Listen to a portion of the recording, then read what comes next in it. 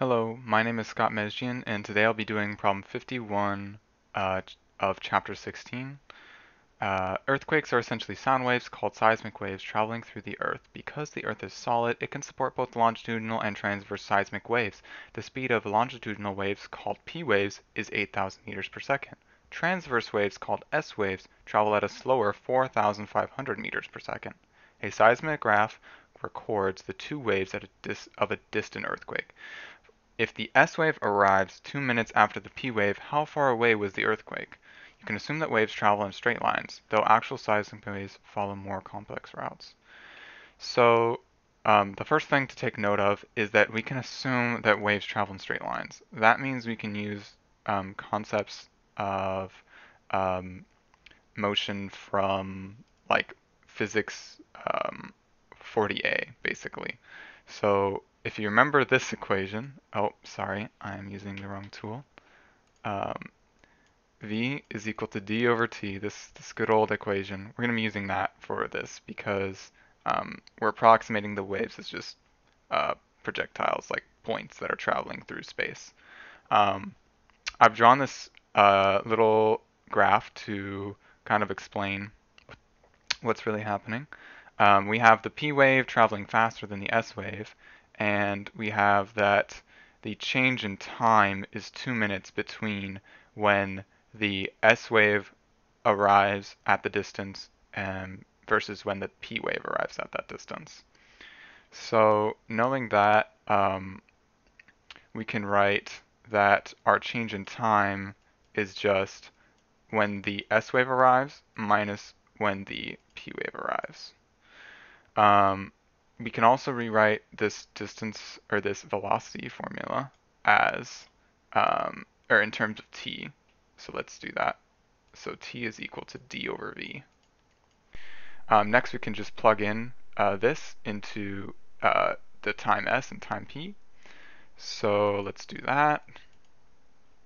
That'll give us, remember the distance is the same, so we can just write d. V, however, is different. So this v, since we're replacing it with ts, we'll do vs, and then this t will be, this t will be vp. Next, we need to isolate d because we are trying to find that distance that they are separated by, or that the earthquake came from. Uh, so let's try to get like denominators. To do that, we'll do v over s, or v over p on both sides, or on the numerator and denominator. And here we'll do vs on the numerator denominator. And with that, we can combine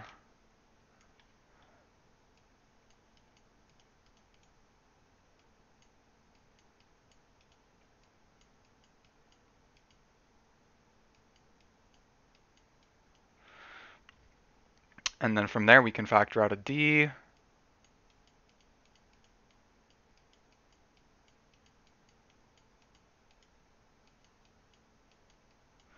And then from there, let's divide both sides by this term, and we can multiply both sides by this term.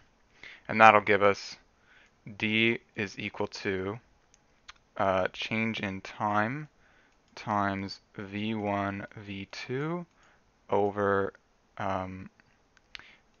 or sorry, I should write not v1, v2, but vp minus vs and vp vs.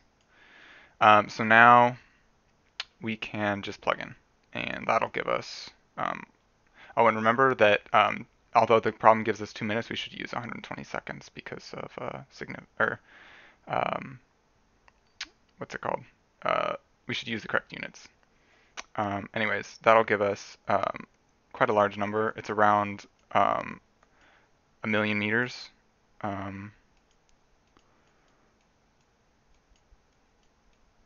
And we can just write that as 1,200 kilometers if you'd like. But that's it. We don't really need to use any wave concepts in this problem. It's just kind of v equals d over t.